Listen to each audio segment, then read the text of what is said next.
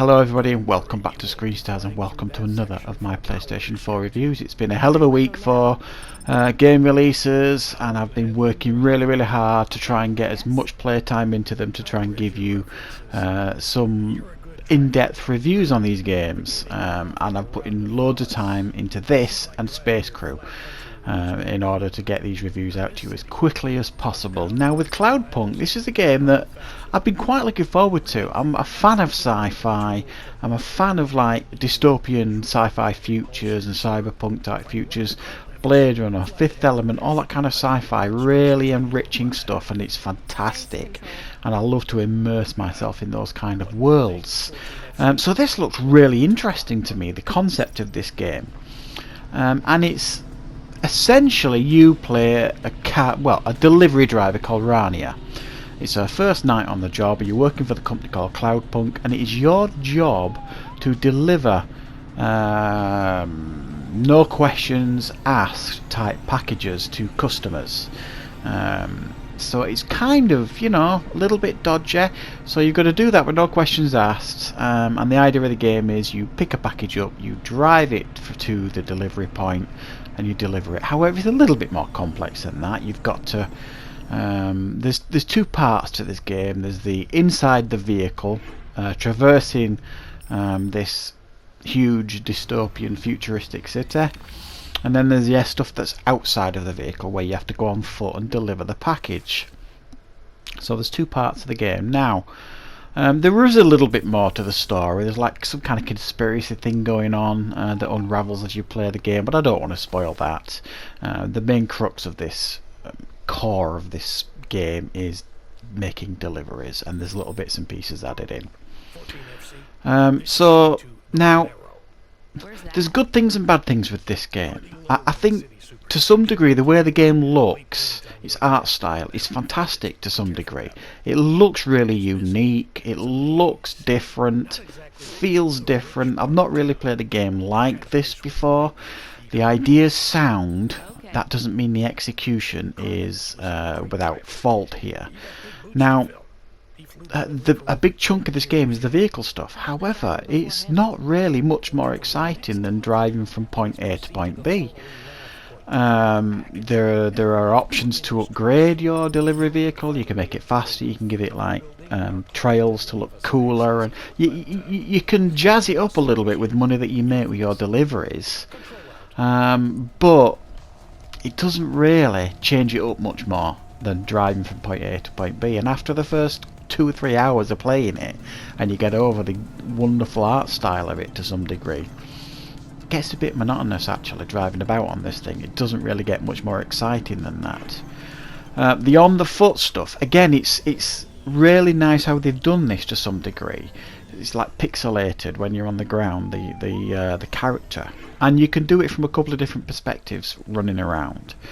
You can do it from like a really zoomed out approach, so it's almost like a side-on approach. So you've got a third-person perspective, which is the one I mainly choose, and you've got a first-person perspective. So you've got all these options out of the vehicle, but you don't have many options in the vehicle. You've only really got one zoomed out option in the vehicle, and that's really it. You can't have a first person perspective from inside the vehicle or anything like that, which I think would have been nice if they'd have added that, if I'm honest.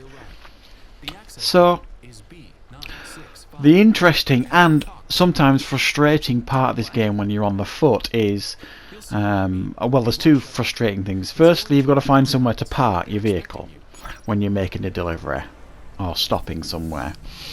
So you've got to find a specific parking spot, if you like. There are parking zones in different districts. You've got to park in one of them and then go on foot to your location. So you make your way to your location on foot. However, it's not just as simple as that. Sometimes you've got to figure out how to get to a roof, or how to get into there's one mission fairly early on where you've got to get into a nightclub, but the bouncer won't let you in until you get him some like illegal drugs off the street to prove that you're not a member of the law or something. So that sometimes you'll have to do little tasks and think they're almost like little mini puzzles, how to finish the delivery, if you like, how to get onto a roof, Someone will give you an access code, and you've got to access this certain thing to get in this certain place. And you might land somewhere in your vehicle, but the place you need to get to is up there. So you've got to like find a lift to get you up there to make your delivery. So it keeps you on your toes a little bit, keeps your brain working a little bit, but again, after 2, 3, 4 hours, it gets a little bit samey and a little bit monotonous. Now they try and jazz it up a little bit with the fact that you can buy different outfits for your character and equip them, sunglasses, you can buy other bits of equipment, you've even got an apartment that you can upgrade. You can add things to your apartment as you make money, you know, different furnishings and things like that. So that kind of gives you something to spend your money on, I suppose. Upgrading your car, upgrading your character with different clothing and things like that, and upgrading your apartment. So it feels like you're actually doing something with your money.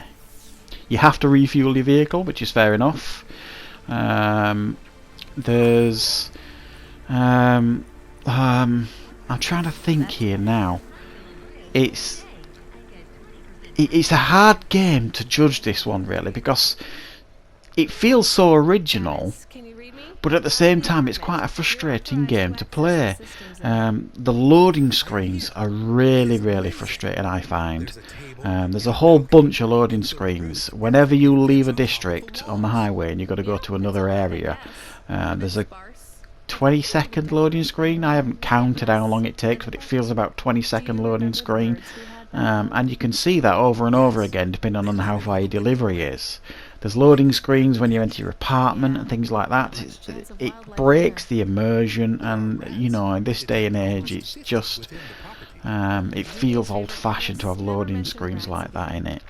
Now, some real pluses here, or certainly one of the pluses, is the music and the soundtrack. Fantastic stuff. It's got this real tech, synth pop heavy soundtrack that feels very futuristic.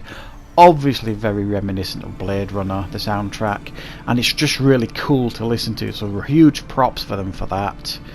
The game is it's got fully voiceover actors throughout the whole thing, which really again adds to it. I wasn't actually expecting it to have a voiceover, but it's fully voice acted. Pretty much everyone that you're allowed to speak to is voice acted. You've got this weird AI companion in your car, which is your dog, that is a bit odd. You keep having these conversations with this AI in your car of this dog, and it just doesn't make a lot of sense. And some of the conversations just kind of feel a bit dull, I suppose, but I do appreciate the effort they've put into to making the thing to have a fully voice cast.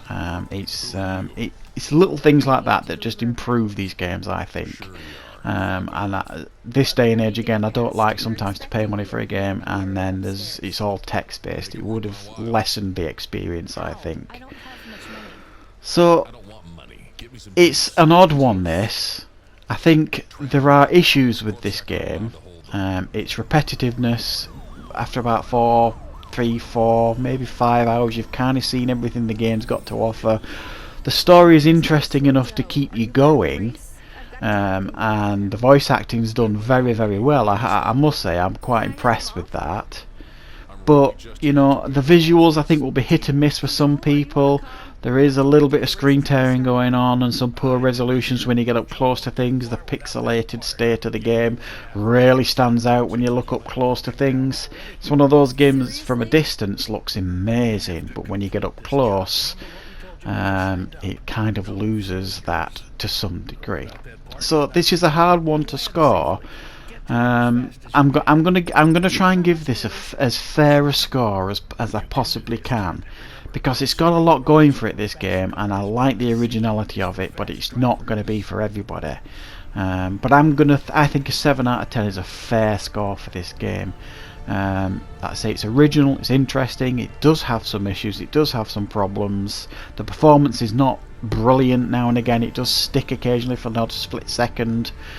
But it is a game that I'm certainly enjoying, and I will probably put a little bit more time into it. So I hope you enjoyed this review and I hope you found it useful. Thank you very much for watching.